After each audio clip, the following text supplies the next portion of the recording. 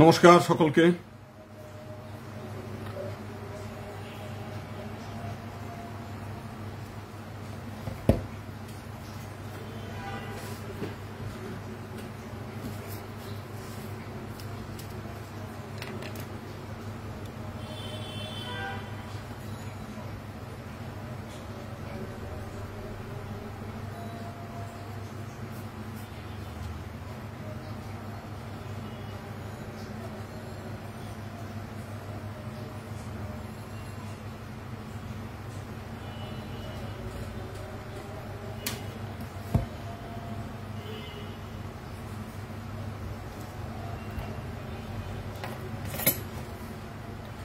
নমস্কার সকলকে। আর কয়েকজন আসলেই আমরা শুরু করি। আমরা দীর্ঘদিন পরে লাইভে আসলাম।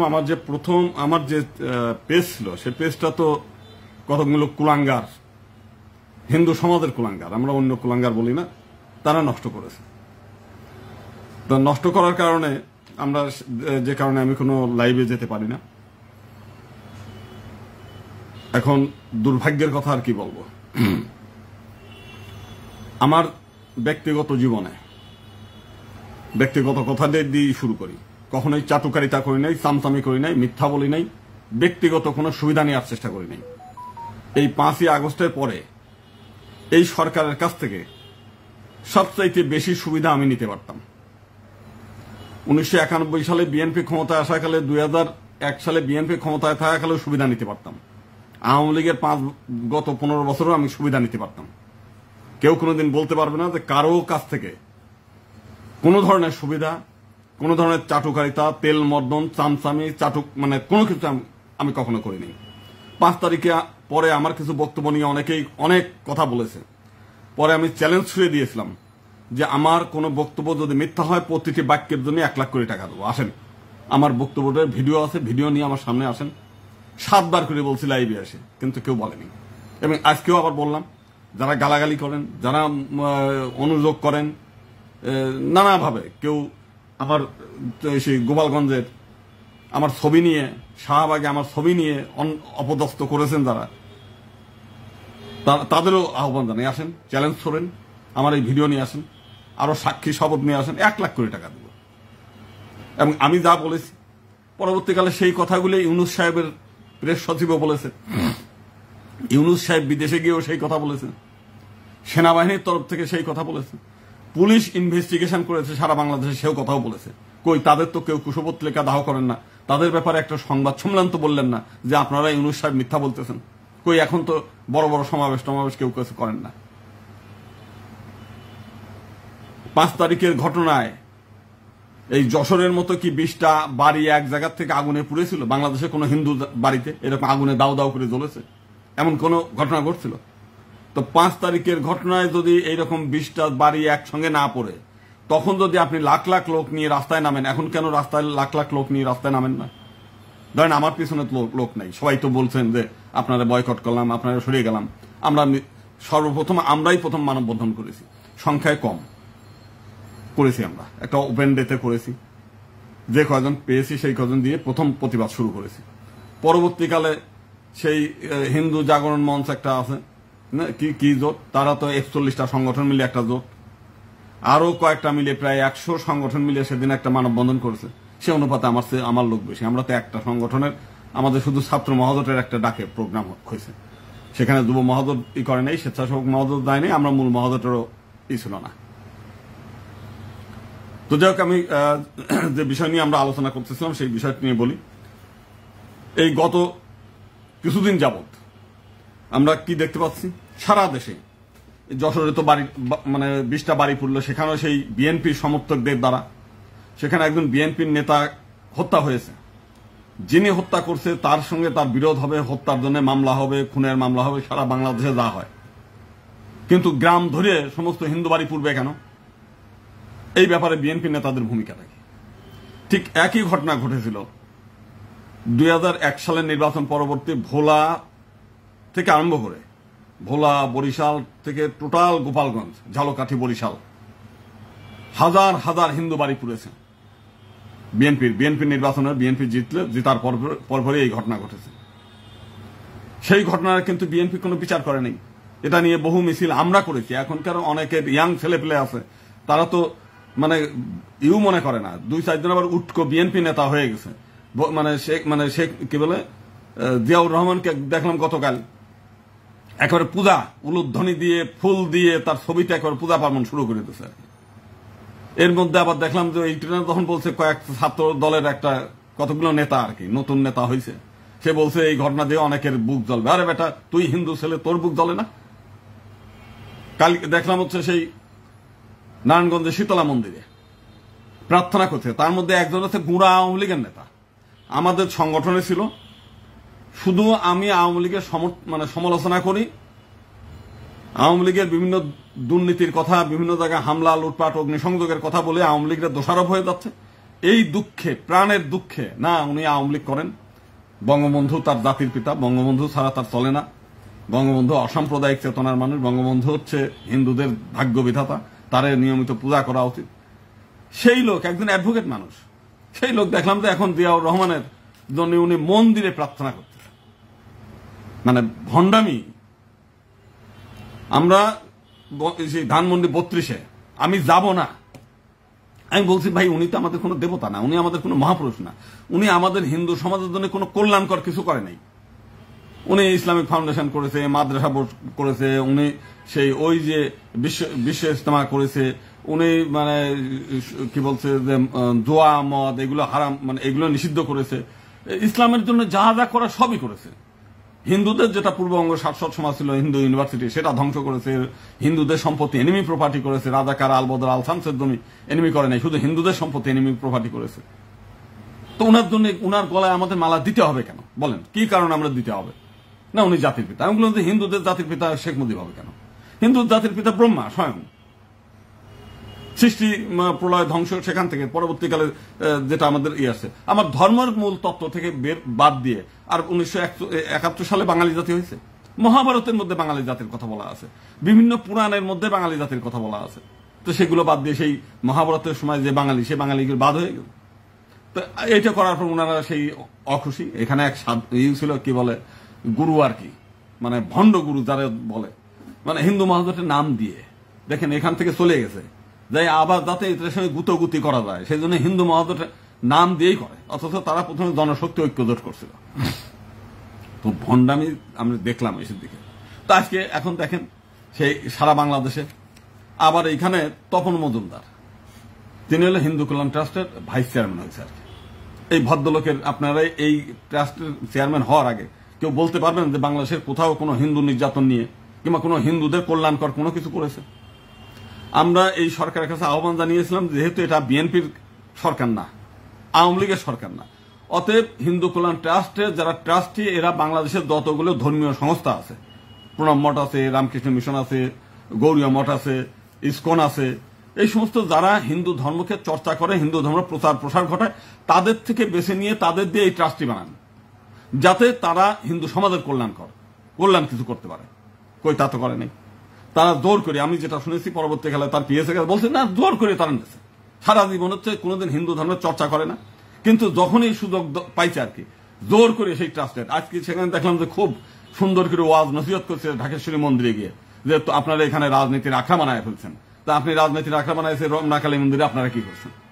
সেখানে বড় বড় মানে বিএনপির নেতাদের মানে ওই যে যাত্রা পালায় আসে না, কি বলে যে আমাদের নাম কীর্তন পালায় আসে না, আসিতেছে, মানে একজন বিএনপির নেতা বক্তব্য দিয়ে যায়, এরপরে আর এক হিন্দু নেতা জামাত মানে এই আসে যায়। এই যে বাপ্পু বলছে কিনা, বাপ্পু এসকে, আমি চ্যালেঞ্জ ছুঁয়ে দিলাম, তুমি আমার এখানে আসো, এসে কথা বলো। আমরা কি বলি আর কি বলি না সেগুলো বুঝতে হয়, নির্বোধের মতো এসে মন্তব্য করলেই হয় না, অনেক কিছু বুঝতে হয়, অনেক কিছু করা নাই। নব মুসলিমের আমিন না, ভণ্ডামি করে না, মারধর খাও। এই যে এখন তো গোপালগঞ্জে প্রতিদিন একটা করে জামিন পায়, যেই জেলের মধ্যে থাকতে আর একটা করে মামলায় ঢুকাই দেয়, প্রত্যেক পরিবারে হাহাকার চলতেছে। গোবিন্দ প্রামাণিক 5 তারিখের যে ঘটনা ঘটছিল তোমাদের বাঁচানোর জন্য, গোবিন্দ প্রামাণিকের আওয়ামী লীগের আমলে চুলের টুটি ধরতে পারে নাই কেউ, বিএনপি জামাতের আমলে কেউ ধরতে পারবে না। মরবি তো তোরা বেটা। চট্টগ্রামে ওই যে একজন হঠাৎ করে নেতা হয়ে গেছে, এখন জেলে পৌঁছতেছে। একসময় তার দলের সেকেন্ড ম্যানরা ঢাকেশ্বরী মন্দিরে সংবাদ সম্মেলন করে বলছিল 3 কোটি হিন্দুর জন্য কারাগার রেডি করেন, আমরা আসতেছি। একটা লোক গেছে কোনোদিন কারাগারের জন্য যে অনশন করি আমাদের কারাগারে নেন? ভণ্ডামি করা যায় বহু। সেখানে প্রায় 60-70টা যে সেবক পল্লীর মানে ওইখানে প্রায় 60 জন না 70 জন না 51 জন জেলের মধ্যে পৌঁছতে, তার পরিবারে হাহাকার চলতেছে। আমার কাছে হেল্প চায় যে আমাদের কিছু হেল্প করেন, আমাদের যারা তারা জেলের মধ্যে খাবার নাই, দাবার নাই, উস্কানি দিয়ে রাস্তায় নামানো যায়, উস্কানি দিয়ে ই করা যায়, কিন্তু বাস্তবতা অনেক ইসের ব্যাপার। ই করে দেখেন আজকে এই যে ঘটনা আজকে এখন ঘটতেছে, যশোরের গ্রাম জ্বলতেছে, 5 তারিখের পরে হিন্দু গ্রাম জ্বলতো, সত্যিকারই জ্বলতো। আমরা যদি একটু ওই সময় এই ভূমিকা না রাখতাম, অত লাফালাফি, অত বীরত্ব নাই। হিন্দুদের বীরত্ব আমরা চিনি, আমরা জানি, ইতিহাস জানি হিন্দুদের। কে কি করতে পারে যে এখন দেখতেছি। চিন্ময় জেলে, একজন জেলে, তোমার অন্য নেতারা কই? এই যে 41টা দল মিলে হিন্দু জাগরণ পরিষদ, তারপরে হচ্ছে হিন্দু জাগরণ জোট, সংখ্যালঘু কল্যাণ জোট, তারপর আরো কতগুলো দল আছে, 100 কয়টা নাকি দল আছে, তারা কই? তারা কই? বরং এই সরকার মানে ক্ষমতায় আসার পরে আমরা গিয়ে গাবতলীর ওইখানে 350 কোটি টাকা মূল্যের একটা সম্পত্তি উদ্ধার করছি। যাই মন্দিরের সে একটা বট গাছ ছিল, পাকা করে দিছি, আমরা করেছি, একটা মন্দির তৈরি করতেছি। তোমরা কারই করছো? ঢাকা শহরে যতগুলো মন্দির, ইসকন মন্দিরের নাম কীর্তন গাও না, অ্যাডভোকেট গোবিন্দ প্রামাণিকের নেতৃত্বে তার দলের মাধ্যমে উদ্ধার হওয়া। ওই যে শিব মন্দিরে যায় লাফালাফি করেন, কীর্তন গান, মিটিং করেন, অ্যাডভোকেট গোবিন্দ প্রামাণিকের। রমনা কালী মন্দিরে যে মন্দিরটা মানে এখন তৈরি হয়ে আছে ভারতের টাকায়, সুষমা স্বরাজকে বলে অ্যাডভোকেট গোবিন্দ প্রামাণিক করাইছে। নেতাগিরি করেন তো বহু মানুষ, গোবিন্দ প্রামাণিক মানে সে আওয়ামী লীগের আমলে ঢুকতে দেয় না, ইউ করতে দেয় না। ঢাকা শহরে অন্তত 10টা মন্দির আমাদের নেতৃত্বে আমরা করছি, গত 15 বছরে পারি নাই। আওয়ামী লীগের তো হিন্দু নেতার অভাব নাই, ধান্দাবাজি করে। যে এখন যেমন বিএনপির মধ্যে উঠকো নেতা গড়িয়ে উঠতেছে। একবার হলো ওদের মধ্যে বিজন কান্তি সরকার একজন আছে, আবার আমার সংগঠনের এক জেলার নেতা আছে আর কি, সে হঠাৎ করে বলতেছে, দাদা আপনাকে তো আমরা নিমন্ত্রণ করতে পারলাম না, আমরা বিজয়া দশমীর অনুষ্ঠান করেছি সেখানে বিএনপির নেতৃত্বে। কেন? আমি বললাম কেন নিমন্ত্রণ করতে পারলেন না কেন? বললো যে আপনি তো স্বৈরাচারের অধীনে ইলেকশন করছেন। আমি আর কিছু বললাম না। ঠিক আছে, নিমন্ত্রণ করা লাগবে না, এমন কোনোই নাই, ওইখানে আমাদের যেতেই হবে এমন কোনো কথা না। এখন তোমরা ইশরাককে মেয়র করার জন্য তোমরা রাস্তায় মিছিল করো কেন? ইশরাক কি কার অধীনে নির্বাচন করছে? চট্টগ্রামের যে মেয়র, সে মেয়র সাহেব কার অধীনে মানে করছে, ইলেকশন করছে? কার? ডাক্তার শাহাদাত। ও, তোমরা যখন নির্বাচিত হয়ে চেয়ারম্যান হবা, তোমরা যখন মেয়র হবা, তখন স্বৈরাচারের অধীনে হলেও হবে। সেটা নিয়ে হাইকোর্টে মামলা করো, সেটা নিয়ে রাস্তা অবরোধ করে বসে থাকো, সেটা নিয়ে নাই। কিন্তু গোবিন্দ প্রামাণিক স্বৈরাচারের অধীনে ইলেকশন করছিল, এই জন্য বড় অপরাধ করে ফেলছে আর কি। তা আমি তারে বললাম যে কি ব্যাপার আপনার, এই দিন আমি ফোন দিয়ে বললাম যে ইশরাকের জন্য, বলে দেখেন আপনার ওই অনুষ্ঠানে তো আওয়ামী লীগের নেতাদের নিমন্ত্রণ করছেন, বলে ওদেরকে আমরা কাছে টানতে চাই। ওই আওয়ামী লীগের যারা এই থাকলে তাদের কাছে টানতে চায়। গোবিন্দ প্রামাণিক দোষটা কি করছে? আপনাকে তো আমরা আমাদের লোক মনে করছিলাম। গোবিন্দ প্রামাণিক কোনোদিন বিএনপির কোন সদস্য পদ নিয়েছে? বিএনপির কাছে বলছে যে আপনার নমিনেশন দেন, এমপি হব, কোন সুবিধা নিয়েছে? এই যে এখনো তো এই হাইকোর্টে যেখান থেকে সুবিধা নেওয়া যায়, অন্তত 350 আইন কর্মকর্তা নিয়োগ করেছেন। অতিরিক্ত attorney general, deputy attorney general, সহকারী অ্যাটর্নি জেনারেল, বিশেষ সুবিধা আছে। আমাকে বলছিল অনেকেই, আমি বলছি না, কোন ব্যক্তিগত সুবিধা গোবিন্দ প্রামাণিক কখনোই নেয় নাই, কোনোদিন নেবে না। না খেয়ে থাকবে, আদর্শ থেকে বিচ্যুত হবে না। সোজা কথা হচ্ছে এটা। আমি কি চেয়েছি? আমরা চেয়েছি পৃথক নির্বাচন। পৃথক নির্বাচন এই কারণেই চেয়েছি যে যাতে এই নির্বাচনে, ধরেন পৃথক নির্বাচন হয়ে গেল, গোবিন্দ প্রামাণিক তো আর নির্বাচিত হতে পারবে না। কেন হতে পারবে না? কারণ গোবিন্দ প্রামাণিক হিন্দুদের কাছে অপাঙ্ক্তেয়। 5 তারিখের পরে তার বক্তব্যের কারণে হিন্দুরা তাদের দেখতে পারে না, সবাই। এমনকি গত সপ্তাহে গোপালগঞ্জের এক ভদ্রলোক, সে আমার দল সংগঠন করে না, সে মানে মামলা খাইছে। তার মামলার A to Z, আরজি থেকে আরম্ভ করে, মামলা ফাইল থেকে আরম্ভ করে, ওকালতনামা কেনা থেকে আরম্ভ করে, একেবারে জামিন করে বের করে, আবার তদবির করে, বিশেষ তদবির করে গোপালগঞ্জ পর্যন্ত পাঠাইছি আমি। আবার জেল গেটের থেকে বের হওয়ার আগে আরেকটা মামলায় ঠকে আছে। তার আমি একবার শুধুমাত্র বলছিলাম যে ঠিক আছে, যাতে আর মামলা না হয় দেখে আমি বলে দেবো আর কি, বলবো ওখানে, যাতে পুলিশকে যাতে এটা নিয়ে না করে। এইটা কেন আবার মামলা দিল, আমার শুরু করে সমালোচনা শুরু করছে। তাহলে আমার পকেটের থেকে অন্তত 1010 টাকা দিয়ে ব্যয় করলাম, আমার শ্রম দিলাম, আমার মেধা দিলাম, আমার সময় দিলাম। ঠিক একই কাণ্ড মানিকগঞ্জের একজনকে জামিন করাই দিলাম বিনা ফিতে।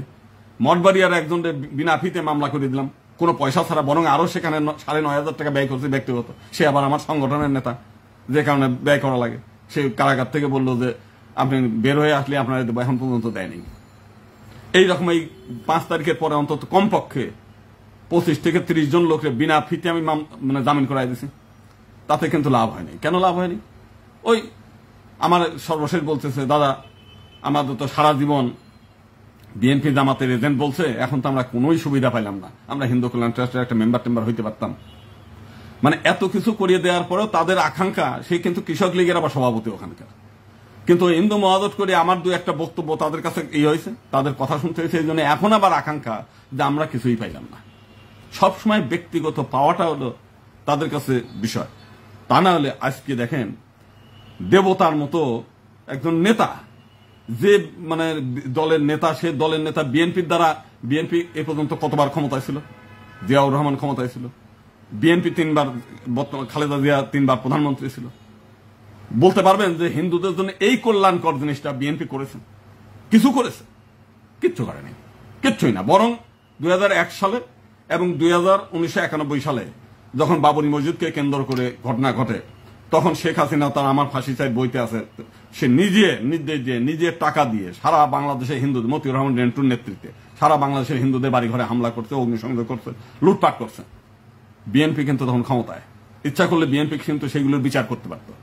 2001 সালেরটাও বিচার করে নাই, 1991 সালেরটাও বিচার করে নাই তো। কিন্তু হিন্দুরা তারা এখন ভগবান বানায় ফেলতেছে, পূজা করতেছে।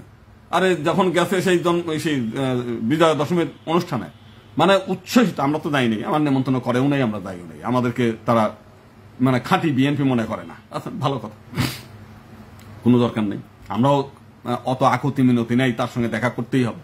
তারা বিএনপি অফিসে যে দেখা করে আসছে দলবল সহকারে, এমনকি চিন্ময় প্রভু সহ, তারা গিয়ে ওইখানে গেছে।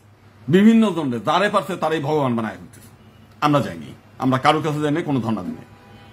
জামাতের কিছু নেতারা কিছু মিটিং এ ডাকছে, আমরা তাদের যা যা কল্যাণকর কিছু সেই 2-4টে বক্তব্য বলতেই হয়। তারা সেই উত্তরবঙ্গের কিছু ওই যে পুণ্যার্থী, 75 জন না 72 জন পুণ্যার্থী মারা গেছে, প্রত্যেক পরিবারকে তারা সাহায্য দিয়েছে। অনেকে খুব গোসা হচ্ছে, কেন এটা আমি বললাম। আমার কথা হচ্ছে, তো তুমি যে বলো না কেন যে সাহায্যটা আমি দেই, জামাতের কাছ থেকে নিয়েন না, তা আমি তো আপনার প্রশংসা খাবো। টাকা নেবেন, তাদের হেল্প নেবেন। ওই যে দক্ষিণ অঞ্চলের কোন এক জেলায় তার বাবা মানে মানে উত্তক্ত করছিল, মেয়েকে উত্তক্ত করছিল, তার বাবাকে হত্যা করছে। তো সেই হত্যা করার পর জামাতের আমির সেখানে গেছে, তার ওই পরিবারের 2টা ছেলে মেয়েকে, বাচ্চাদের তার আজীবন ভরণ পোষণের লেখাপড়ার দায়িত্ব নিয়েছে। কই এই দায়িত্ব হিন্দুরা নিতে পারে না? বাংলাদেশে হিন্দুদের 1000 কোটি টাকার হিন্দু মালিকের সংখ্যা এই নরসিংদীতেই আছে কয়েক শত, চট্টগ্রামে আছে কয়েক শত। কই হিন্দুরা এইটা নিতে পারে না? আমার তো টাকা নেই। তাহলে আপনারা যদি সেই সুযোগটা না নেন, জামাত যদি সেইখানে টাকা দেয়, তা আপনি জামাতের টাকা যখন নেবেন, সে জামাতের টাকায় খাবেন, আপনি আপনার সমাজের দায়িত্ব নেবেন না। আপনার সমাজের লোক মানে কষ্টে থাকবে, বিপদে থাকবে, আপনি আপনার সমাজের দেখবেন না, আর দলীয় রাজনীতির পিছনে পয়সা ঢালবেন, তার জন্য এই করবেন। তো সেগুলো, অথচ যখন যে কাজ সেগুলো করবেন না, আবার একটু প্রশংসা করলে সেখানে আপনি থাকেন। প্রশংসা তো করতেই হয়, যার নুন গাবেন তার গীত গাবেন, যেহেতু আমি নিজে দিতে পারতেছি না। আজকে যদি আমার টাকা থাকতো তো আমি বলতাম, এই আপনারা জামাত ইসলামের টাকা নিয়েন না, টাকা আমরা দিচ্ছি। কিন্তু আমার নাই, আমাকে তো আর কেউ টাকা দেন না। আপনারা নিজের পকেটের যা আয় রোজগার করি সেটা আমি ব্যয় করি। কেউ বলতে পারবে না যে কেউ আমার এখানে 2-4 লাখ টাকা কোনোদিন অনুদান দিয়েছেন, কোনোদিন দেন নেই, কেউ দেয়নি, কোনো হিন্দু দেয়নি। অথচ হিন্দুদের জন্যই ব্যক্তিগত স্বার্থে আমি কোনোদিন করি নাই। অনেকে আমার সংগঠন থেকে চলে গেছে, কি জন্য? ব্যক্তিগত সুবিধা। কয়েকদিন পরই কয়েকে আমরা কি পেলাম, এত কষ্ট করলাম, এত শ্রম দিলাম। আরে তোমরা যখন মন্দিরে যাও, প্রার্থনা করো, সারা জীবন ধরে কি পাও? তো সেই মনে করেই তো সংগঠন করবা। তুমি তো সংগঠন করছো সমাজের জন্য, জাতির জন্য, নিজের ব্যক্তিগত সুবিধার জন্য তো তুমি সংগঠন করবা না। তখনই যখন দেখে যে কিছুই পাওয়া যাবে না, অত জায়গা এই আসিয়ানে উস্কানি শুরু করে, চলেন যাই এর কাছে যাই, চলেন ওর কাছে যাই, এর কাছ থেকে এই সুবিধা নেবো। ওই রানাদার খুব সুবিধা নিয়ে গেল, ওই ঐক্য পরিষদ সুবিধা নিয়ে গেল। আমরা কি করলাম? আমাদের এত বড় সংগঠন, আমরা এত বড় সমাবেশ করি, আমাদের এই করি, আমাদের অনেক লোকজন। এইসব একজন আমাদের বাপু ইমন বলছে যে পৃথক নির্বাচনের কি হবে? পৃথক নির্বাচন যদি হিন্দুরা আজ চায়, হিন্দুরা আজই পায়। হিন্দুদের চাওয়াটা কই? আমি একা একা দৌড়াইলে হবে? আমি এই নির্বাচন যেটা হচ্ছে সংস্কার কমিশনে আমরা গেলাম, সংবিধান সংস্কার কমিশনে আমরা গেলাম, ইউরোপীয় ইউনিয়নের কাছে গেলাম, আমেরিকার যারা আছে তাদের কাছে গেলাম, প্রত্যেকের কাছে ধর্ণা ধরছি আমরা সমস্ত জায়গা। এছাড়া বাংলাদেশের যতগুলো রাজনৈতিক দল, যতগুলো সামাজিক দল, যতগুলো হিন্দুদের ধর্মীয় সংগঠন, একটা সংগঠন কোনোদিন তাদের কাছে যায় নাই যে আমাদের প্রতিনিধিত্ব দরকার। সেই প্রতিনিধিত্ব তো গোবিন্দ প্রামাণিক এমপি হইতে পারবে না, এখনো হইতে পারবে না। এখনো যদি পৃথক নির্বাচন হয় এমপি তো হবে তোমরাই, যারা আজকে মানে এমপি হওয়ার জন্য রাজনৈতিক দল খুলতেছেন। একজন ইলেকশনে 5,000 ভোট পাবে, একজন পাবে না, হিন্দুরাও ভোট দেবে না, কিন্তু রাজনৈতিক দল খুলিয়ে হিন্দুদের বিভ্রান্তি করে। তবে যদি পৃথক নির্বাচন হয় তাহলে এমপি হইতে পারবেন, অথবা পিআর সিস্টেম হলেও আপনারা এমপি হইতে পারবেন। কিন্তু এই দাবি দেওয়াগুলো আপনারা কোনোদিন বলেছেন? কোনোদিন একটা সভা করে, কোনোদিন একটা সমাবেশ করে, কোনোদিন একটা সংবাদ সম্মেলন করে কোনোদিন দাবি দেওয়া করেছেন? একজন বলতেছে কি নাম, 8 দফা দাওয়াই, উত্তম মজুমদার। 8 দফা আপনি চেনেন, জানেন 8 দফা এটা কি? আমি আগাগুলাই বলছি, 8 দফা হচ্ছে একটা শুভঙ্করের ফাঁকি। হিন্দু কল্যাণ ট্রাস্টকে হিন্দু ফাউন্ডেশন করেন, করলে কি হবে? দুর্গাপূজায় 3 দিনের ছুটি দেন, সেই ছুটি আমরাও দাবি করছি, কিন্তু এখন কেউ এই দাবি তো মুখ্য না।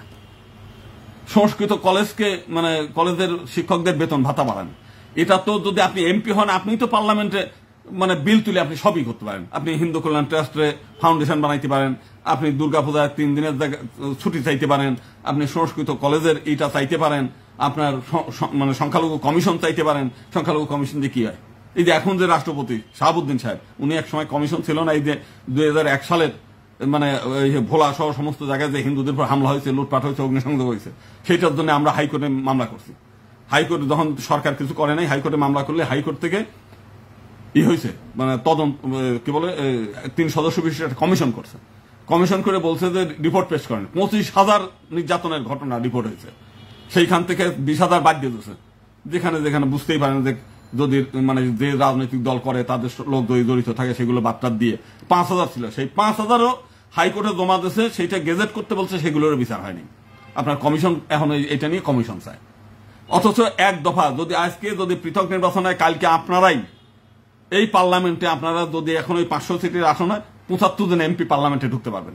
আর 75 জন এমপি হলে পরে এই দেশে আপনারা যা বলবেন তাই হবে, সব দাবি পূরণ করতে পারবেন। অথচ 1 দফা দাবি পূরণ হলেই হয়ে যায়, সেটা করবে না। ওই যে ইউনূস সাহেব একটা দুর্গাপূজা একদিনের ছুটি দিয়ে দিয়েছে, আর এখন এই 20 টাকার নোটে একটা মন্দিরের ছবি দিয়েছে, এতেই তো ধন্য ধন্য হয়ে গেছে। আর লাগবে কেন? আর তো কিছু দরকার নাই। মানে আহম্মক যত হয়, সবচাইতে বড় ব্যাপার হচ্ছে মূর্খ যদি ওই যে নেতা হয়ে যায়, যেমন ডাক্তার ওই মানে MBBS পাস না করিয়ে যে কি আছে, কি সব ডাক্তার আছে না, ওদের কাছে গেলে রোগীর যে অবস্থা হয়, এটা কৌটিল্য বহুকাল আগে বলছে যে কাঁচা মাটিতে জল রাখলে ওই পাত্রও নষ্ট হয়, জলও নষ্ট হয়।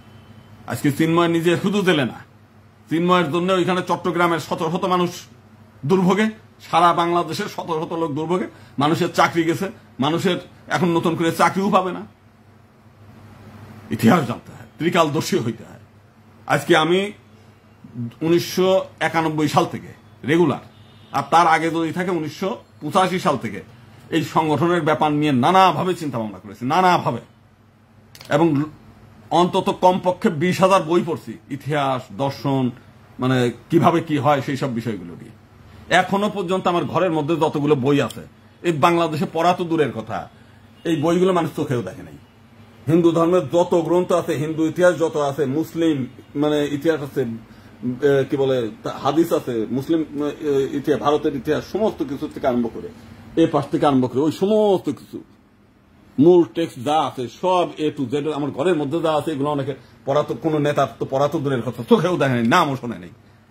আগে তো জানতে হয়, পড়তে হয়। এখন তো হিন্দুদের এই অবস্থা না। ওই যে বিষয়টা হলো যে কথাটা মানে না বললে না, সাপ হচ্ছে মানুষের শত্রু, মানুষের কামড়ায় মারি ফেলে, এই জন্যই সাপের মানুষ হিন্দুরা পূজা করে। কিন্তু এই সাপ মানুষের শত্রু সাপ, সেই সাপকে যারা নিধন করে, সেই বাজ পাখিরে কিন্তু কেউ সম্মানও করে না, পূজাও করে না। নির্বোধ জাতি হলে যা হয় তাই। আপনি গরু দুধ দেয়, হাল চাষ করে দেয়, মানুষ হলে তারা হলে গাধা বলে, মানে গাধা তো না, গরু বলে, এই কিছু হলে পরে গরু।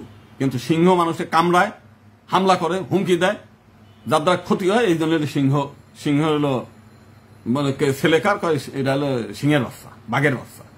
দেন আমি দেখলাম যে উপকার করে কোনো লাভ নাই রে ভাই। উপকার করলে সেটা গরু, সেটি হচ্ছে বাজ পাখি, তাদের কেউ মানুষ স্মরণও করে না। আর যার দ্বারা ক্ষতি হয় তারাই মানুষ ধন্য ধন্য করে, মানে নির্বোধ হয় না যে কেন আজকে আমাদের এই দুর্গতি। আপনি ভাব বোঝেন না? বিএনপির নেতা কর্মীরা কি অবস্থায় আছে, 15 বছরে না খেয়ে এই করে বসে আছে, তার তো লুটপাট, এ তো এখনো ক্ষমতায় আসে নাই, ক্ষমতায় আসতে দেন। কারো এই শুনবে না, কোনো নেতার কথা তারা শোনে না। কত নেতারে তারা বহিষ্কার করছে। তারেক রহমান বহুবার, তার আন্তরিকতা আছে, শুনছে, তার কোন নেতা কর্মীরা শোনে? প্রত্যেক দিন ঘটনা ঘটছে। এর মধ্যে এই কয়েকদিনের মধ্যেই সীতাকুণ্ডতে কালী মন্দির পড়ে আছে, সেখানেও বিএনপির নাম। যশোরে তো হিন্দুদের বাড়ি পড়াইলো, সেখানেও হিন্দুদের নাম। পাবনার দুলাইতে এই যে গত পরশুদিন, সেও বিএনপির নেতাদের নাম। মঠবাড়িয়া জমি দখল, সেখানেও বিএনপির। চট্টগ্রামের রাউদানে যে হানিফগঞ্জ, সেখানেও বিএনপির কথা। তারপরে কুমিল্লার ঘটনায় ঘটছে, মানিকগঞ্জের মন্দির পুরাইছে। প্রত্যেক জায়গায় তো সেই দলের নেতাকর্মীদের নাম আছে। আবার আজকে গতকাল একজন দেখলাম এখানে সেই সাতক্ষীরা, সেখানে জামাতের নেতাদেরও নাম আসতেছে। বাস্তবতা আমরা তারা বলছি, জামাতের নেতারা আবার একটা ঘোষণা করছে, যদি কারো আমার কোন দলের কোন নেতাকর্মীরা কোন সংখ্যালঘু নির্যাতন করে, সরাসরি পুলিশের কাছে না দেয়, আগে আমাদের কাছে যাবেন। আমরা যদি প্রতিকার না করতে পারি সেদিন বলেন। তা আপনারা যান, তাদের কাছে যান। এই ঘোষণা তো বিএনপিরা করে না, বিএনপি খালি বহিষ্কার করে ছেড়ে দেয়। আজকে চিন্ময়ের বিরুদ্ধে যে মামলা করছে, সেও তো বিএনপির নেতা, তারে শুধু বহিষ্কার করে ছেড়ে দিচ্ছে। আবার সেই চিন্ময় আবার যায় সেই বিএনপি অফিসে যায় ধর্ণা ধরে, সেখানে যে যুবরাজ, সেখানে যে ভগবান, সেখানে যে কত কথা বলছে স্যার, চাটুকারিতা। ওই যে দেখলাম একটা মৌলানাদের নিয়ে বক্তব্য দিচ্ছেন, যে কি বলতেছেন, যে আরবে আহিমি জাহিলিয়াতে যুগ ছিল, সেখানে মহানবী এসে তাদের শান্তির ই করছে, নাকি আরবের ইতিহাস উনি পড়ছে। আরবের ইতিহাসে আরব মুসলিমরাই বলছে যে আমরা 360টি মূর্তি ভেঙে ফেলছি। এবং যেদিন মক্কা দখল করেছে, মক্কার আশেপাশে শত শত মন্দির ছিল, 8 তলা 9 তলা বিশিষ্ট মন্দির, যেটা এখনো বাংলাদেশে নাই। এইরকম বড় বড় মন্দির ছিল। আপনি আরবি সাহিত্যের ইতিহাস ইসলামিক ফাউন্ডেশন থেকে নিয়ে পড়েন, মন্দিরের নামগুলো দেওয়া আছে, মন্দির কে কে ধ্বংস করছে, কে কে ভাঙছে, তারাই সগৌরবে বলছে। আপনার আমার বলার দরকার নেই। আপনার হিন্দু সভ্যতা ধ্বংস করে দিলে, আর আপনি সেখানে বলছেন ইসলামের শান্তি দিয়ে করছে। এই ধরনের সাধু সন্ন্যাসীর দ্বারা সমাজের কোনোই হবে? ভারতবর্ষের কথা বলতেছে, ভারতবর্ষের বিভিন্ন অলিয়া উলিয়া আসিয়ে সেই ইসলামের শান্তির বাণী প্রচার করে তারপরে আমাদেরকে এখানে এই আপনাদেরকে মুসলিম বানাইছে। কোরআনের ভাষা কি বাংলা? এই কোরআন অনুবাদ হয়েছে কবে? কোরআন অনুবাদ হয়েছে 1916 সালে, মুন্সি করিম বক্স। তার আগে গিরিশচন্দ্র সেন 1986 সালে, মৌলভী মঈনুদ্দিন হচ্ছে 1836 সালে। সে কোরআন হচ্ছে বাংলা অনুবাদ করেছিল, তার সংখ্যা খুব কম, অল্প কিছু, এগুলো প্রিন্ট অত বেশি হয়েছিল না। তাইলে মধ্যযুগে যারা দলে দলে মুসলমান হলো, এই বাংলাদেশের হিন্দুরা কি কোরআন পড়তে পারতো না, আরবি পড়তে পারতো না, হাদিস পড়তে পারতো? ইসলামের মহিমা জানতে গেলে তো এগুলো জানতে হবে। মুসলমান হয়েছে কেমনে? মুসলিম হয়েছে সাকি মুস্তাহিদ খা, তার লেখা বই পড়তে হবে, আল বিনুনির লেখা বই পড়তে হবে, আব্দুল হামিদ লাহিরির লেখা বই পড়তে হবে, জিয়াউদ্দিন বারানির লেখা বই পড়তে হবে। তারা বলছে জিজিয়া করা, কি বলে, ফতোয়ায়ে আলমগিরি পড়তে হবে, যে এক একটা জ্যান্ত হিন্দু ধরতে পারলে মাথা কাটি নিয়ে আসে 500 দিরহাম। জিজিয়া কর, ধনীদের 48 দিরহাম, মধ্যবিত্ত 24 দিরহাম, বা গরিবদের 12 দিরহাম করে ট্যাক্স দিতে হবে। তাহলে হিন্দু থাকতে পারবেন, নাহলে থাকতে পারবেন না। দলে দলে মানুষ মুখো বানাইছে। আমি ঢাকা শহরে এসে প্রথম গুলিস্তানের এক বাড়িতে ভাড়া থাকতাম। ভদ্রলোক উত্তরপ্রদেশ থেকে এখানে এসে বাড়ি করছে। তো ওনাদের আবার প্রতি 10 বছর পর পর ওনাদের ওই বংশতলিকার একটা করে বই করে। তা আমার নিয়ে এসে দিল, যে দাদা বইটা পড়েন, এটা আমাদের বংশলতিকা। আমি বই পড়তে গিয়ে দেখলাম যে শুরু থেকেই ওই আওরঙ্গজেবের সময় 2 ভাগ, একটা ভাগ মুসলিম আর এক ভাগ হিন্দু। আমি তাদের জিজ্ঞেস করলাম যে হিন্দু আর মুসলিম কেন? বলে যে ওনারাও আমাদের বংশের। আমি যে কিভাবে? বলে যে আওরঙ্গজেব এসে বললো যে শুধুমাত্র জমিদারি শুধু মুসলিমদের থাকবে, কোনো হিন্দু জমিদারি থাকবে না। তাই জমিদারি যদি না থাকে আমরা তো ভিক্ষুক হয়ে যাবো। সেজন্য আমাদের পূর্বপুরুষের ওরা 2 ভাই ছিল, বললো যে এক ভাই আপাতত মুসলিম হয়ে কনভার্ট হয়ে এই জমিদারিটা রক্ষা করি, এরপরে আস্তে আস্তে আমরা আওরঙ্গজেব চলে গেলে আমরা হিন্দু হয়ে যাবো। আওরঙ্গজেব প্রায় 70 বছর শাসন করছে, ওরা আর 70 বছরে হিন্দুত্বে ফিরে আসতে পারে নাই, তার বংশধররা কেউ ফিরে আসতে পারেনি। তাহলে এইভাবে পেঁচে ফেলাইয়া, জিজিয়া কর আরোপ করে, ভয় দেখাইয়া, সরকারি চাকরি পাবেন লোভ দেখাইয়া, নানাভাবে তারপরে ছুঁয়ে নানাভাবে চেষ্টা করে মুসলমান বানাইছে। আজকে দেখেন ভারতবর্ষে যখন মুসলিমরা আসে, গুজরাটের লোক মুসলিম হয় নাই,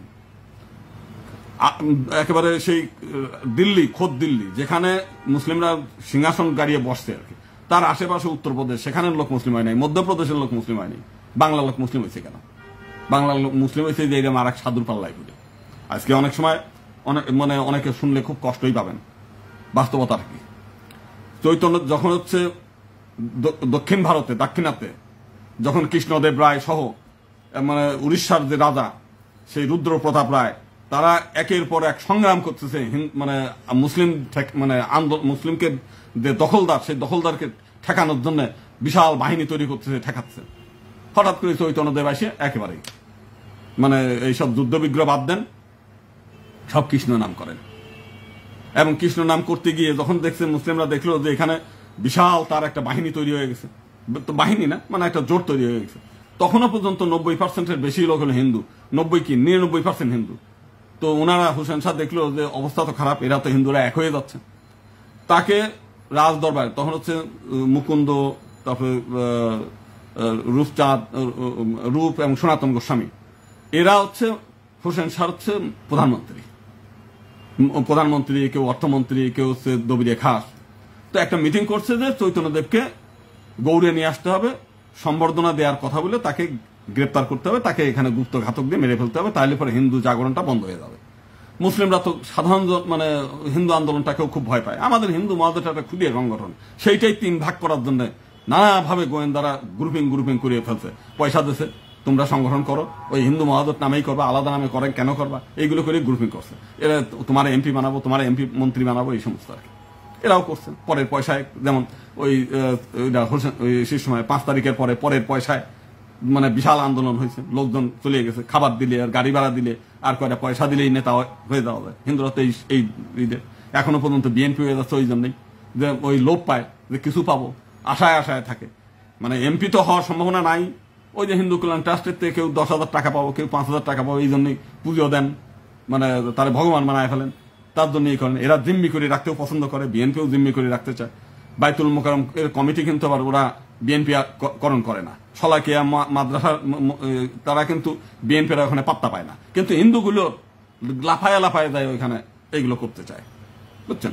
আপনার বাইতুল মোকাররম মসজিদের মধ্যে জিয়ার ছবি নিয়ে ওখানে কিন্তু মিলাদ মাহফিল করে না, কোন মসজিদের মধ্যে জিয়ার ছবি নেয়, কিন্তু হিন্দুরা ঠিকই করে। তো যাই হোক, যে বিষয়টা সেখানে চৈতন্যদেব এইটা করার পরে, চৈতন্যদেব রাতের বেলায় সেই মিটিং এর পরেই রূপচাঁদ আর সনাতনকে বলছে যে দাদা শিগগিরই যান, আজকে রাতের মধ্যে চৈতন্যদেবকে এখান থেকে চলে না গেলে কালকে কিন্তু তাকে ধরিয়ে আসবে। সেই মধ্যরাতে ঘোড়া ছুটায় সেখানে চৈতন্যদেবের কাছে যাই বলছে, আজকে রাতের মধ্যে আপনি এখান থেকে সরে যান, নাহলে কিন্তু খবর আছে। তা সেই রাতের থেকে সে নিজে সহ যাচ্ছে, সে মনে করছে ফিরে আসলে আমারও সমস্যা হবে। সেই রাতে সেখান থেকে তারা ওখান থেকে উড়িষ্যায় গেছে, উড়িষ্যার থেকে পরবর্তীকালে পালিয়ে দাক্ষিণাত্যে গেছে, জীবনে আর কোনোদিন বাংলায় ফিরে আসে নাই। তারপর সকালবেলা যখন চৈতন্যদেবকে আর খুঁজে পায় নাই আনতে গিয়ে, তখন খবর দিচ্ছে, হোসেন শাহ বললো যে উড়িষ্যা অভিযান চালান। খবর পাইলো যে উড়িষ্যার দিকে গেছে, উড়িষ্যার সমস্ত মন্দির ভেঙে তছনছ করে সেই সময়, একেবারে উড়িষ্যার থেকে ভেঙে চুরিয়ে গুড়ায় দিয়ে। পরবর্তীকালে উড়িষ্যার লোকজন খেপে গেল যে চৈতন্যদেবের কারণে আজকে আমরা এখানে নির্যাতনের শিকার হইলাম, আজকে আমাদের মন্দির ভেঙে চুরি লুটপাট করে দিল। সেখানে আবার এদিকে গুপ্ত ঘাতক লাগাই দিয়েছে, ওই আক্রোশ তো ছিলই, পান্ডাদের বলে রাখছে যে চৈতন্যদেবকে তোমরা খুন করিয়ে ফেললে পরে তোমাদের বিশাল অঙ্কের পারিশ্রমিক এই জাতীয় দেব। পরবর্তীকালে তো সেই আপনারা জানেন যে এই এখনো নেটে ছাড় দেন, সেই চৈতন্যদেবের লাশ তাকে একদিন বিকাল 3টার সময় চৈতন্যদেব মন্দিরে, জগন্নাথ মন্দিরে ঢুকছে, সারা দিন ওইখানে কপাট বন্ধ করে রাখছে, রাত 11টার সময় কপাট খুলছে। ইন্দ্রা তো অলৌকিকতায় বিশ্বাস করে, কয় কি কপাট এমনিই বন্ধ হয়ে গেল, ভিতরে চৈতন্যদেব লীন হয়ে গেল। এই সমস্ত এই লীনের আবার গল্প 3-3টে, কেউ কয় নীলাচলে জলে পুড়িয়ে মরছে, কেউ কয় কি যে সে এই নানান গল্প ছড়াই দিয়ে। এরপরে এই চৈতন্যদেবের মারা যাওয়ার পরে ওখানে রুদ্র প্রতাপদেব পালায় চলে গেছে উড়িষ্যা থেকে। এরপরে বাংলায় প্রায় 70 বছর, 68 বছর এই বাংলায় কোনো কীর্তন হয় নেই। চৈতন্যদেব যদি অলৌকিক ভাবে ওই দারু ব্রহ্মে মিলিয়ে যায়, তাহলে তো এটা আরো উৎসাহ বাড়বে, কীর্তনের অনুষ্ঠান আরো বেশি করে বাড়বে। তা না বাড়ি বিশেষ মতো কীর্তনই বন্ধ হয়ে গেছে, তাহলে বুঝতে হয় না কি একটা অবস্থা ছিল। এরপরে কয়েকদিন পরেই আপনার ওই যে রাজা গণেশের ছেলে জালালউদ্দিন, সে ইসলাম ধর্ম গ্রহণ করে কালা পাহাড় তার সেনাপতি নিয়ে সমস্ত একেবারে বাংলা, আসাম, উড়িষ্যা সব লোক একবার সমস্ত মন্দির ভাঙচুর করে, সমস্ত বাড়িতে আগুন জ্বালায় দিয়ে তছনছ করে দিয়েছে, মানুষ দলে দলে মুসলিম হয়ে গেছে, কোনো কারণ উপায় ছিল না। আজকে প্রথম কথা হচ্ছে, যেখানে আপনাকে খাত্র শক্তির তেজ দেখাইতে হবে, সেখানে আপনি কি করছেন, হরে নাম সংকীর্তন করে হিন্দুদেরকে নপুংসক হিজড়ে বানাচ্ছেন। যাই হোক, ওগুলো আজকের আলোচনার বিষয় না। আজকে যে কথা বলছিলাম, যে আমরা প্রথম থেকেই বলতেছি যে আপনার আওয়ামী লীগের সময় আমরা বলছিলাম যে আপনারা আওয়ামী লীগ ত্যাগ করেন। আমার অনেকগুলো ভিডিও আছে যে এই দল ত্যাগ করেন, যে মানে আওয়ামী লীগ আজকে মানে বিএনপির তো সেন্ট্রাল থেকে নির্দেশে আগুন দিয়ে পড়ে না, কিন্তু আওয়ামী লীগ সেই কাজটা করতো। তার উপর মহলের নেতারাই উস্কানি দিয়ে রাখতো, এই সাল্লায় অমুক জায়গা যেখানে হিন্দু প্রধান এলাকা ওইখানে একটু আগুন ধরানোর ব্যবস্থা করেন। এটা অজুহাত, নবীর বিরুদ্ধে একটা মানে কাহিনী তৈরি করে করে দিল আর কি। এই নাসিরনগরে তাই, রংপুরে তাই, তারপর হচ্ছে যশোরে তাই, মানে খুলনা শিয়ালিতে গ্রামকে গ্রাম জ্বালায় দিছে। কিন্তু হিন্দুরা সেটা শোনে নাই। হিন্দুদেরকে বহুবার বলছে, বহুবার। আজকে যে হিন্দুদের বাড়ি 5 তারিখের পরে বাড়িঘর পড়ছে, আমি কষ্ট পাই না কেন? কষ্ট মানে আওয়ামী লীগের হিন্দুরা, আমি তখনও বলছি যে বেশিরভাগ মানে হামলা হয়েছে আওয়ামী রাজনীতির সঙ্গে যারা যুক্ত ছিল তারা। কিছু নিরীহ হিন্দুদের বাড়িতে, যে কথাটা আমি আগেও বলছি, কিছু নিরীহ হিন্দুদের বাড়িতে হামলা হয়েছে, সেটার সংখ্যা ওই তুলনায় কম। কোনো গ্রাম জ্বালিয়ে দেওয়ার ঘটনা ঘটে নাই। কিন্তু এখন কি হচ্ছে? এখন তো তার স্মৃতি বেশি নির্যাতন হচ্ছে। 5 তারিখের পরে যে ঘটনা, এখন কিন্তু অনেক গুণ বেশি। কই হিন্দুরা রাস্তায় মানে লাখ লাখ লোক রাস্তায় নামে না কেন? সেইটাই যদি হলো, তো সেই কারণে আমরা বলতে চাই যে সেই সময় আওয়ামী লীগকে যে কথাটা বলছিলাম, এখন বিএনপি থেকেও আমি ওই একই কথা বলি যে বিএনপির মধ্যে, জামাতের মধ্যে, এনসিপির মধ্যে, কোন রাজনৈতিক দলের মধ্যে আপনাদের যাওয়া ঠিক হবে না। হিন্দুরা আলাদা থাক, একটা ঘোষণা দেন যে আমাদের পৃথক নির্বাচনের, এই যে এখনো সংস্কারের সম্পন্ন হয়নি, এক দফা পৃথক নির্বাচনের ব্যবস্থা করতে হবে। করলে আমরা ভোট কেন্দ্রে যাবো, নইলে না। বলুক না। আজকে যদি হিন্দুরা এটা চায়, তাহলে মাস্ট বি হিন্দুদের এই দাবি পূরণ হবে। কিন্তু হিন্দুদের দাওয়া কই? এখনো কেউ রাজনৈতিক দল খুলতে ব্যস্ত। মানে যেন তেন প্রকারে দেখবেন যে 2 নির্বাচনের এই ঘোষণা দেওয়ার পরেই কেউ বিএনপির কাছে ধর্ণা দেবে, কেউ জামাতের কাছে ধর্ণা দেবে, কেউ হচ্ছে জামাত আগেই বলে রাখছে আমাদের এখানে আসেন, আমরা নমিনেশন দেব। এই যে নুরুল হক নুরের দলে চলে যাবে, কেউ এনসিপির দলে যাবে, খালি ধর্ণা দেবে, ভাই আমার একটা এমপি বানায়। মানে ব্যক্তিগত সুবিধার জন্য যা যা করার, যতগুলো রাজনৈতিক দল আছে এগুলো আমি তো প্রত্যেকেই চিনি, কারণ সংগঠন তো আমার সংগঠনই ছিল এরা। আমি প্রত্যেকের একেবারে লিখে দিতে পারি কার চরিত্র কি, কার ইচ্ছাটা কি। ব্যক্তিগত সুবিধা ছাড়া কেউ সমস্ত জাতির নিয়ে, হিন্দু সমাজে হিন্দুদের নিয়ে কথা বলে, মানে এটা হচ্ছে ব্ল্যাকমেইল করা। হিন্দু সমাজকে টোটালটাই ব্ল্যাকমেইল করে নিজের ব্যক্তিগত সুবিধাটা কেমনে নেওয়া যায়, শুধু মাথার মধ্যে সেইটুক চিন্তা ছাড়া কোনো চিন্তা নেই, কারোর মধ্যে নেই। আমি তো দেখলাম, আমি গত 37 বছর যাবৎ এই মানে এখানে আমি সংগঠন করতেছি, একদিন 2 দিন না। এই 37 বছরে আমি মানুষকে হারে হারে আমি চিনছি হিন্দু। এদের স্বভাব আজকে নষ্ট হয়েছে তা না, এই স্বভাব নষ্ট হয়েছে আরো অনেক আগে। আকবরের সঙ্গেও নিজের মেয়ে বিয়ে দিয়েছে, আকবরের ছেলের সঙ্গে মেয়ে বিয়ে দিয়েছে, জাহাঙ্গীরের সঙ্গে মেয়ে বিয়ে দিয়েছে, সম্রাট শাহজাহানের ঘরের 4 দিয়ে দেখবেন এখনো 5000 হেরেম ছিল, সব হিন্দু পরিবারের মেয়েগুলো উপঢৌকন দিয়ে দেশে কারা হিন্দুরাই দিচ্ছে সুবিধা। কেউ সেনাপতি হবে, কেউ জায়গিরদার হবে, কেউ গভর্নর হবে, কেউ মানে ছোটখাটো একটা চাকরি পাবে, নিজের বাড়ির মেয়ে একখান দিয়ে আসে উপঢৌকন দিয়ে এই সুবিধাগুলো নিয়েছে। হিন্দুদের এই স্বভাবটা আজকে না। আজকে শেখ মানে জিয়াউর রহমানের ওইখানে পূজা দিচ্ছে, আজকে না। এরকম সব জায়গা ভণ্ডামির চরমতম অবস্থায় এই সমাজ। আজকে অনেকেই ফেসবুকে খুব লাফলাফি করে। 5 তারিখের পরে তো ইন্ডিয়ার কতগুলো মানে এটা পারলে পরে আমার গুলি করে মারে, পারলে আমার চাকু দিয়ে মারে। এখন ওই দিন যখন এসে গেল, ওই যে কি বলে মুর্শিদাবাদে যখন বাড়ি ফুরায় ফেললো, মানে সেই 71 সালে আমাদের যে দুরবস্থা ছিল সেই অবস্থায় এক হারামজাদারও দেখি নাই যে মুর্শিদাবাদে গিয়ে যারা হামলা করছিল তাদের বাড়িতে যায় হামলা করে দিয়ে আসা। অথচ বাংলাদেশে তারা রক্ষা করে। বাংলায় এসে আমার হুমকি দেয়, তুই আয় ভারতে আয়, তোরে দেখে নেবো।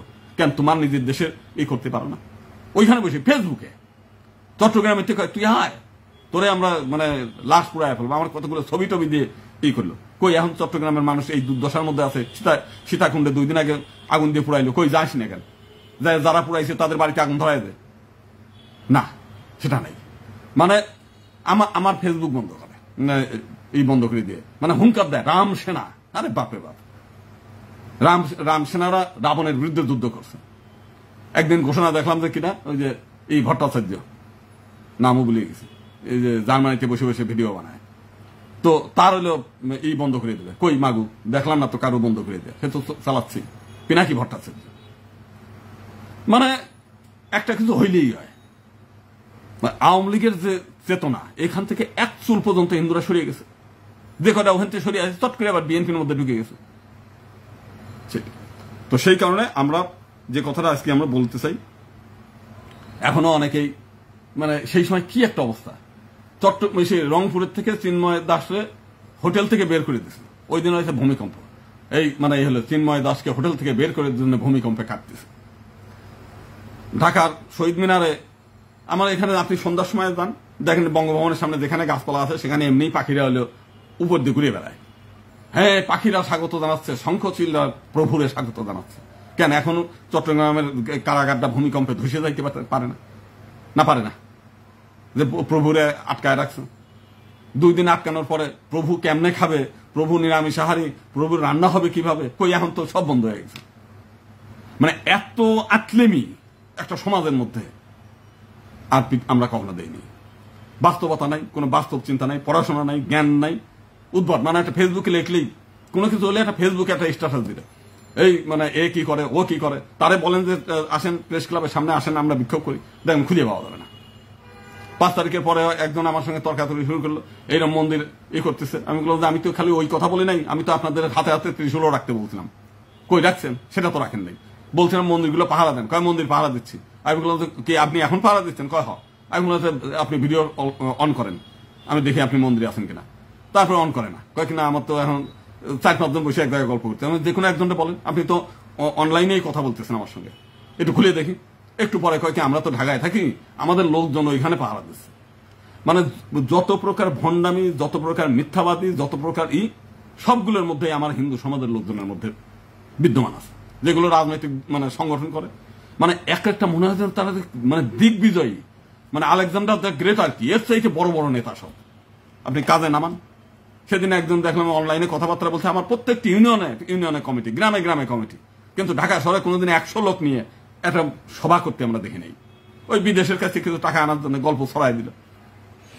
বিদেশিরা তো আর এখানে দেখে না এইগুলো। তো এখন সবচাইতে বড় ব্যাপার হচ্ছে, আমরা যে কথাটা বলতে চাই যে হিন্দুদের এখনো সুযোগ আছে, মরার আগে অন্তত একবার একটু জাগিয়ে ওঠেন, জাগিয়ে উঠে সব রাজনৈতিক দল ত্যাগ করেন, ত্যাগ করে অন্তত এক দফার দাবিতে একটা রাস্তায় করেন যে আমরা পৃথক নির্বাচন চাই। ভাই, মুসলিমদের সঙ্গে আপনি নির্বাচনে যাবেন কি করে? আমি একটা দেখাই আজকে, মানে মানে দুর্ভাগ্যের কথা বলি। এক সময় যখন গোলাম আজম ছিল, তখন আমরা যখন এই কথাগুলো বলতাম, একটা অনুষ্ঠানে এসে বলছিলাম হ্যাঁ ঠিক আছে, যদি এই হয় জামাত ইসলাম পৃথক নির্বাচনকে সমর্থন করে। মুসলিম লীগ, যে মুসলিম লীগ গুলো পৃথক নির্বাচন হচ্ছে নিজেরা দাবি করে 1905 সালে করছে, সেই মুসলিম লীগের সঙ্গে আমরা দেখা করছি। আমি বলছিলাম যে আপনারা যে দাবিতে 1905 সালে মুসলিম লীগ যে দাবি করেছিল পৃথক নির্বাচন, সেই দাবিটাই আমরা চাচ্ছি, এইবার আপনারা একটু অন্তত সমর্থন করেন। করে নাই কিন্তু, কারণ তখন তো তাদের সুবিধা ছিল, এখন করে নাই। জামাত ইসলামের যে বিষয়টা দেখেন, তারা কিন্তু ওই সময় মানে পৃথক নির্বাচন জামাতের স্বীকার করতে হয়। এখন জামাতের নেতারা দেখছে এখন তো আওয়ামী লীগ নাই, অতএব আবার হিন্দুদেরকে বিভক্ত করার জন্য পৃথক নির্বাচন দরকার ছিল। কিন্তু এখন যদি হিন্দুরা পার্লামেন্টে অনেক ঢুকে যাবে, এখন আমরা পৃথক নির্বাচনের ব্যাপারে আর কোনো গুরুত্ব দেয়, এখনকার যে জামাতের নেতারা অতটা আর গুরুত্ব দেয় না। আমি আপনাদের একটা বই দেখাই, গোলাম আজমের লেখা একটা বই থেকে আমি দেখাই আপনাদেরকে। দেখেন, এই বইটার নাম হচ্ছে অমুসলিম নাগরিক ও জামাত ইসলামী, অধ্যাপক গোলাম আজম। সেখানে আপনাদের একটু পড়ে শোনাই, দেখেন এইখান থেকে শোনান। 1946 সালে অবিভক্ত ভারতে যে নির্বাচন হয় তা পৃথক নির্বাচন পদ্ধতি হয়। নির্বাচনী ময়দানে জনগণের মধ্যে হিন্দু মুসলিম বিরোধের কোনো কারণ ঘটেনি। মুসলিমদের ভোটে মুসলিম প্রতিনিধি এবং হিন্দুদের ভোটে হিন্দু প্রতিনিধি নির্বাচিত হওয়ার যে পদ্ধতি তখন চালু ছিল, তা রাজনৈতিক অঙ্গনে হিন্দু মুসলিম সংঘর্ষের সুযোগ ছিল না। তাহলে এই যে গোলাম আজম সাহেব, তিনি নিজেও দেখেন পৃথক নির্বাচনের ব্যাপারে তার মানসিকভাবে একটা ছিল যে এটা ক্ষতিকর কিছু না, হিন্দুদের ভোটে হিন্দুরা, মুসলিমদের ভোটে মুসলিমরা নির্বাচিত হবে, তাতে ক্ষতিকর কিছু না। তো সেইখানে উনি এক জায়গা বলছেন যে তাতে করে হিন্দুদের পৃথক নির্বাচনের কারণে রাজনৈতিক হিন্দুদের মানে একটা বিশাল প্রতিনিধিত্ব থাকবে, আর এটা যদি না হয় তাহলে আর সেই প্রতিনিধিত্ব থাকবে না। অথচ এখন কিন্তু সেটাতে বাদ। এখন কিন্তু বর্তমান যে নেতারা আছে তাদের কাছে বলতে পারে, তারা কিন্তু আর ওই তার নিজের নেতাদের যে ইচ্ছাটা, জামাতের যেটা হলো তার বাংলাদেশের হয়, তাদের কথাটাই আর এখন তারা গুরুত্ব দেয় না। আপনার একটা জিনিস আপনাদের দেখাইতেছিলাম তার বক্তব্যের মধ্যেই,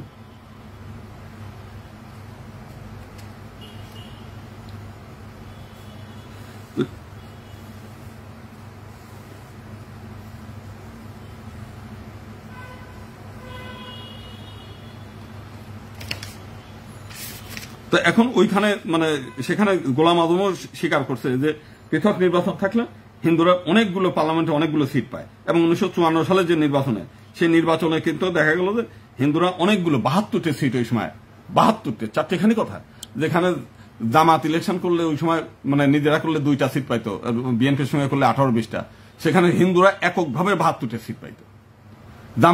জাতীয় পার্টির 6টা-7টা হলো তার রংপুরেরই, আর যদি আওয়ামী লীগের সঙ্গে ভাগাভাগি করে তাহলে 20-22টা সিট, সেখানে তার থেকে 3 গুণ বেশি সিট ছিল হিন্দুদের, হিন্দুরা সেইটা হেলায় হারাইছে। অথচ এখনো পর্যন্ত আমরা যখন বলতেছি এই বিষয়গুলো যে মুসলিমদের সঙ্গে যখন আপনি প্রতিযোগিতা করবেন আপনার বাড়িতে আগুন ধরবে, তখন তো আপনি রাজনৈতিক প্রতিপক্ষ তার। কিন্তু আপনি যখন আমরা বলতেছি তাদের থেকে একেবারে আলাদা হন, তাহলে তারা আপনার তাদের সংস্পর্শ থাকতেছে না, তারা তার আপনার বাড়ি পোড়ানোর সুযোগ নেই। তার প্রতিপক্ষকে হারানোর জন্য যা যা করার দরকার তারা তাই করবে, এক চুলোই করবে, সে জামাতও করবে, বিএনপিও করবে, জাতীয় পার্টি করবে, আওয়ামী লীগ থাকলে আওয়ামী লীগও করবে, আপনি তার প্রতিদ্বন্দ্বী হন না। কিন্তু যখনই প্রতিদ্বন্দ্বী নাই, আপনার সিটে যদি শুধু হিন্দুরাই ইলেকশন করে তাহলে তো আপনার সমস্যা নাই, আপনি একটু ভবিষ্যৎ নিরাপদ, আপনি নির্বাচনের পরে নিরাপদ, এমনিতে নিরাপদ, আপনি পার্লামেন্টে যায় স্বাধীন এমপি হিসেবে কথা বলতে পারতেছেন, তা আপনি সেই সুযোগটা নিচ্ছেন না কেন? তো সেই কারণে আমি আবারও বলি, 8 দফা টফা ছাড়েন, ওইসব 8 দফা দিয়ে কোনো লাভ নেই। ওই দুর্গাপূজায় 5 দিনের জায়গায় 7 দিন ছুটি দিলে হিন্দু সমাজ রক্ষা পাবে তা না, কিছুই হবে না। এটা একটু মানসিক প্রশান্তি হয়, এই যে যারা 10 দিন ছুটি দিয়েছে আনন্দের সঙ্গে ঘুরতেছে, আমরাও একটু আনন্দ করতে পারতাম, কিন্তু আনন্দ তখনই হবে যখন আপনার অস্তিত্ব রক্ষা হবে। তখন আপনার অস্তিত্বই যদি না থাকে, আপনার নিজের সমাজ নিজেই যদি এই দেশে না থাকতে পারেন, তাহলে আপনি ই করবেন কিভাবে? তো সেই কারণেই আজকে আমি মানে অনেক কথাই বললাম। তো যে বিষয়টা নিয়ে আমরা আলোচনা করতে চাইছিলাম সেটা হচ্ছে যে আমাদের বর্তমান অবস্থায় করণীয় কি। আমরা প্রথম থেকেই পৃথক নির্বাচনের কথা বলছি, এখনো পর্যন্ত পৃথক নির্বাচনের বক্তব্য থেকে আমরা এক চুলো সরি নেই। আমরা 7 দফা 8 দফা পর্যন্ত আমরা বলছি, কিন্তু প্রথম দফাতেই ছিল আমরা সংসদের সিট চাই। এক দফা দাবি আদায় হলে সবকিছু পূরণ হওয়া সম্ভব। ওই আক্ষেপ করে লাভ নাই, এই দেশে আমরা থাকবো কি করে, মানে এই দেশে ইউনুস কি করলো, ইউনুস খুব একটা ভালো লোক, আমরা তো সেই কথা বলি নাই। তিনি ভদ্রলোক, তিনি সবকিছুই মানুষ, তিনি তার সুবিধাটা ঠিকই গ্রামীণ ব্যাংকের যা যা সুবিধা নিয়ে আনেছে। কিন্তু আপনার যখন ওই ঢাকেশ্বরী মন্দিরে যায় বললো আমরা সব এক পরিবারের মানুষ, আপনি তো ভক্তিতে গদগদ হয়ে গেলেন। ইউনুসের সঙ্গে ছবি তুলে ফেসবুকে দিয়ে কেলায় কেলায় অনেক সময় অনেক আনন্দ করলেন। আমরা কিন্তু যাইনি, আমরা দেখা করতেও যাইনি, আমরা জানি যে তাদের ইটা কি হবে। ওরা আপনাদের সান্ত্বনা দিতে গেছে, দিয়েছে। উনি যদি বলেন যে আমরা এক পরিবারের মানুষ, তাহলে এখন যে 10 দিন মুসলিমদের জন্য ছুটি, তো হিন্দুদেরও এক পরিবারের মানুষ হিসেবে হিন্দুদের দুর্গাপূজায় 3 দিনের ছুটি দেয়নি কেন? এরা তো 10 দিন 20 দিন ছুটি নেবে। আপনার জন্য তো 1 দিন দেওয়ার পরেও অনেকের অনেক কথা। এতগুলো মসজিদের ছবি নিয়ে আমরা চিরকাল পকেটে নিয়ে ঘুরে বেড়াইছি, এতে নিয়ে কোনো কথা হয় নাই। কিন্তু এখন 20 টাকার নোটের মধ্যে একটা মন্দিরের ছবি আছে, এটা নিয়ে দেখেন হেফাজত বিবৃতি দিচ্ছে। তারপরে অনেকেই এটা নিয়ে ফেসবুকে ভিডিও তৈরি করতেছে, কিভাবে তারা মসজিদের মধ্যে এই টাকা নিয়ে ঢুকবে। মসজিদের মধ্যে ঢুকলে তোমার তো প্রতীক নিয়েই ঢুকানি, সে তো মসজিদের ছবি থাকলেও তো সেটাও তো প্রতীক। ওই এই পাখি কি পাখি, ওই যে আমাদের জাতীয় পাখি, সেটাও তো 2 টাকার নোটের মধ্যে পাখি ছিল, সে পাখির ছবি নেওয়াও তো নিষেধ, তুই সেটা নি পাখি করে, তাই না? সেখানে যদি এক পরিবারের মানুষ, তো আমাদের যে সংস্কার কমিটি, একটা সংস্কার কমিটিতে কোনো হিন্দু নেছে, সেখানে তো বলতে পারতো ঠিক আছে এক পরিবারের মানুষ অর্ধেক হিন্দু থাক, এতগুলো উপদেষ্টা আছে অর্ধেক হিন্দু নিলাম, আসেন আমরা এই থাকি। তখন আমরা সংখ্যালঘু মনে করি না, আমরা সংখ্যালঘু ভাবি না, আমরা এক পরিবার মানুষ। তাহলে সংখ্যালঘু যদি না মানো, তাহলে পরে এদের 10 দিন আমাদের 1 দিন কেন? ওখানে উপদেষ্টা তোমাদের 22 জন, আমাদের ওই মানে একজন হচ্ছে মরা ধরা কোন জায়গায় একজনের ডাকি নিয়ে এসে বসায় রাখছে, যেটা ওই যে একসময় বাপুরাম সাপুরে করে না ফোঁসফাস, মানে এইরকম একজনের যাতে কথা না বলতে পারে, এইরকম একজনের বাইসি বুঝিয়ে নিয়ে এসে রাখা, যে চুপচাপ করে চাকরের মতো কাজ করে যাইতে পারে, সেই লোকরে নিয়ে এসে রাখছে। তো এগুলো আমরা জানি, এগুলো বুঝি। প্রত্যেকেই আপনার সামনে দেখা হলে অনেক কথাই বলবে, অসাম্প্রদায়িকের কথা, 1000 বছরের সম্প্রীতির কথা। কিন্তু আপনি যে এখান থেকে বিলুপ্ত হয়ে যাচ্ছেন, এখান থেকে যে আপনার রক্ষা করতে হবে, আপনার অস্তিত্ব রক্ষা করতে হবে, সেই ব্যাপারে না। কালকেও বিএনপির এক সেক্রেটারি অত্যন্ত অসাম্প্রদায়িক মানুষ, উনি বলছেন যে বিএনপি থাকলে নিরাপত্তার অভাব হয় না। আর এই দেশের ভূমিপুত্র আমরা, ইসলাম তো এই দেশের মানে ধর্ম না, আরব থেকে আসা ধর্ম। আমার তো এই ধর্ম তো এই দেশের, এই বাংলার ধর্ম। আমি তো মানে সেই কি বলে অযোধ্যার দিকে মাথা নত করি না, কৈলাস ধামের দিকেও মাথা নত করি না। আমি কীর্তন গাই এইখানেই ঘুরে ঘুরে। আমার যারা কীর্তনিয়া, সেই কীর্তন হচ্ছে বাংলার। আমি মনসা মঙ্গল সেই বাংলার, আমি অন্নদামঙ্গল বাংলার, আমার রামকৃষ্ণ মিশন বাংলার, আমার বিবেকানন্দ বাংলার, আমার প্রণামানন্দের উৎস বাংলার, আমি তো বাংলার সংস্কৃতি। এইখানে আপনার নিরাপত্তা নিয়ে আমার থাকতে হবে কেন? থাকতে হবে এই কারণেই যে আপনাদের একটা অংশ বিপজ্জনক। এই কারণেই আপনি আমার বলছেন আপনি শিখে আছেন। তো সেই জায়গা থেকে রেহাই দেওয়ার জন্য আপনার কাছ থেকে নিরাপত্তাটা না দিয়ে, ভাই আমাদের মেরুদণ্ডটা আমাদের একটু সোজা করার সুযোগ দেন। আপনাদের কাছে জিম্মি হয়ে এই জিম্মি দশা থেকে আমাদের মুক্ত করেন। প্রত্যেকেই তো আপনার আওয়ামী লীগ চায় তার দলের খাঁচার মধ্যে বন্দি করিয়ে ওই 2-4 জনের ভাত ছিটায় সুযোগ সুবিধা দিয়ে বন্দি করে রাখবে। বিএনপিও এখন কতগুলো হিন্দু লোকরে একটু একটু করে সুবিধা দিয়ে আমাদের টোটাল হিন্দু জাতিকে বন্দি করে খাঁচায় বন্দি করে সুবিধা নিবে। জামাতে ইসলামও তাই চায়, ওই এনসিসি যারা আছে তারাও তাই চায়। ভাই এই প্রত্যেকের এই বন্দি দশা থেকে আমাদেরকে মুক্ত করেন। আমরা মুক্ত হতে চাই। আর আমাদের মধ্যে যে সমস্ত দালালরা এই মুক্ত হইতে দিতে চায় না, এদেরকে সামাজিকভাবে বয়কট করেন, অবাঞ্ছিত ঘোষণা করেন। সমাজে এদের কোন ওই অনুষ্ঠানে ভাই আমরা তার শাস্তি দিতে পারবো না, কোন ধর্মীয় অনুষ্ঠানে এদের নিমন্ত্রণ করেন না। কিন্তু কি হলো, মাদারীপুরে যেমন হচ্ছে পূজা দিচ্ছেন, ঠিক এইখানেও সেদিনও দেখলাম কি পাগল, গণেশ পাগলের মন্দিরে যাদেরকে গেস্ট করে নিয়ে গেছেন তারা জীবনে কোনোদিন হিন্দুদের পক্ষে কোনোদিন কোনো কথা বলছে? হিন্দুদের নির্যাতনে কোনো ভূমিকা রাখছে? হিন্দুদের কোনো মানে অতীতে কোনো সুযোগ সুবিধা দিচ্ছে? দেয় নাই। বিএনপির নেতা, অতএব তাদের ডাকি নিতে হবে, ভবিষ্যতে 10,000, 20,000, 5,000 টাকা পাবো, তাই তাদের নিয়ে চিফ গেস্ট করে নিয়ে যাচ্ছেন। দোষ তো আমাদেরও। তো সেই কারণেই আমরা মনে করি চিন্ময় প্রভু আমার সমস্যা করে নাই, চিন্ময় প্রভু আপনাদের সমস্যা করছে আমি মনে করি। আর যারা চিন্ময় প্রভুর লক্ষ লক্ষ লোক আছে, তো তারাই মিছিল মিটিং করে বের করে নিক। আমি তার চিন্ময় প্রভুর বলি নাই যে চিন্ময় প্রভুর মামলা তো আমি দেই নাই, বিএনপিটা দিচ্ছে। এই যে যারা বিএনপির হিন্দু নেতা আছে তাদেরকে ধরেন। আর এই যে আপনার দলের তো অনেক দিগ্বিজয়ী নেতা আছে, চিন্ময় যখন আন্দোলন করে গোবিন্দ প্রামাণিককে আপনারা ডাকেন নাই, বলেনও নাই। আপনারা মনে করছেন গোবিন্দ প্রামাণিক কোন কিসের নেতা, কি সে? আমরা এখন নেতা। তা আপনারা যারা নেতা আপনারা বের করেন। চিন্ময়ের পিছনে তার একটা লোক না, আমার পিছনের লোক নাই। চিন্ময়ের পিছনে তো লক্ষ লক্ষ লোক আপনারা আছেন, আপনারা নামেন, কোনো অসুবিধা নেই। আমরা তো না করি নাই, চিন্ময়ের আন্দোলনকে আমরা বাধা দিয়েছি যে আপনারা করেন না, কিংবা ওই অনুষ্ঠানে যায়েন না, কোনো প্রোগ্রামে যায়েন না, আমরা বলেছি? আমরা শুধু বলছি যে 8 দফা দাবিটা হিন্দুদের কল্যাণকর কিছু না, এটা আওয়ামী লীগের করা, ঐক্য পরিষদের করা। আওয়ামী লীগের ঐক্য পরিষদ মিলিয়ে একটা করছিল। আজকে রানা দাসগুপ্ত পালিয়ে কেন? সে যদি হিন্দুদের নেতা হয় পালায় থাকে কেন? আসে না কেন? সামনে আসে না কেন? কারণ আওয়ামী লীগ থেকে সুবিধা নিয়েছে তো। অতিরিক্ত অ্যাটর্নি জেনারেল পদমর্যাদায়, মানে অ্যাটর্নি জেনারেলের পদমর্যাদায় ভাতা নেছে। আজকে তো বিপদে থাকবেই। আজকে তারা ঐক্য পরিষদের রাস্তায় নামে না কেন? এই যে হলো যেখানে কি বলে যশোরে যে হামলা হলো, কোন ঐক্য পরিষদ সবার আগে আন্দোলন করা উচিত ছিল না? সারা বাংলাদেশে তাদের দল আছে না, কই তারা? তো সেই কারণে বরং দেখলাম যে ইউনূস সাহেব তাদেরই ডাকি নিয়ে যায়। ইউনূস সাহেবের সঙ্গে যেসব সংখ্যালঘু নেতা আছে না, ওদের ওই এখন তো শেখ হাসিনা না পালাইছে, প্রশাসনে তো তাদের লোকই বিদ্যমান, ডেকে ডেকে ওদেরকেই ডাকি নিয়ে যায়, মাঝে মাঝে দেহে মিটিং করায়, দেখি তো।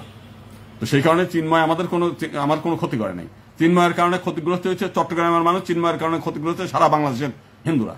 এখনো জেলে, প্রত্যেক দিন জেলে যাচ্ছে, মানে জামিন পায় আবার জেল গেট থেকে ধরে নিয়ে যায়। এটা আমার জন্য না, এটা চিন্ময়ের জন্য। আজকে যদি ওই সময় আপনারা শুধু হিন্দু থাকতেন, আওয়ামী হিন্দু না হওয়ার চেষ্টা করতেন, তাহলে আজকে হিন্দুদের এই দুর্দশা হতো না। আপনারা ওই সময় বুঝাইছেন যে আওয়ামী লীগের শেখ হাসিনা গেছে, আমরা ভেসে গেছি, বানের দলে ভেসে গেছি। আর ইন্ডিয়া থেকে কতগুলো উস্কানি দিয়েছে, উস্কানি দিয়ে আপনাদেরকে বর্ডারে এনেছে, বর্ডারে নিয়ে ভিডিও করছে, ছবি তুলছে, সারা ভারতবর্ষে নিয়ে এটা আলোচনা ছড়াইছে, দিয়ে তারপরে যখন দেখছে মোটামুটি তাদের কাজ শেষ, তখন বর্ডার সিল করে দিয়ে ভিসা বন্ধ করে দিয়েছে। আপনি এখন ইন্ডিয়াও যেতে পারেন না। এখন ইন্ডিয়ায় যাওয়ার জন্য, ভিসা করার জন্য, ওই যে এখন আবার মানে গোপনে যারা ভিসা নেয় তাই 10,000 না 5,000 টাকা করে যে গোপনে দিলে পরে তারপরে টোকেন পাওয়া যায়। এই কাজ তো আপনারা করছেন, আমরা করি নাই। আমি জানি ইন্ডিয়ার নেতাদের সম্পর্কে আমার ভালো মতো জানা, কারণ ওদের সেন্ট্রাল গভর্নিং কাউন্সিলের মেম্বার ছিলাম, আমি ট্রাস্টি বোর্ডের মেম্বার ছিলাম। আমার চাইতে বেশি আপনারা কেউ জানেন না। আমরা ভালো জানি তারা কি করতে চায়, কি তাদের ইচ্ছাটা কি, সব আমি জানি। তো সেই কারণে আমার সতর্ক করার দরকার ছিল, করেছি, আপনারা মানেন নাই, আজকে দুর্দশায় ভুগবেন। গোবিন্দ প্রামাণিকের কেউ কিছু করার ক্ষমতা রাখে না। আমি বললাম বিপদে পড়তেছেন আপনারা, আপনাদের বিপদ, তারপরেও যতটা সহযোগিতা করার দরকার আমি করতেছি, বিনা পয়সায় করি, বিনা পয়সায়। কেউ বলতে পারবে না যে কোন হিন্দু নেতা, মানে হিন্দু বিপদে পড়লে গোবিন্দ প্রামাণিকের কাছে গেলে টাকা নেছে। নিজের পকেটের আরো পয়সা খরচ করে করি, এখনো করি। আপনাদের যদি কেউ বিপদে থাকে পাঠাই দিন, আমার দল লাগবে না।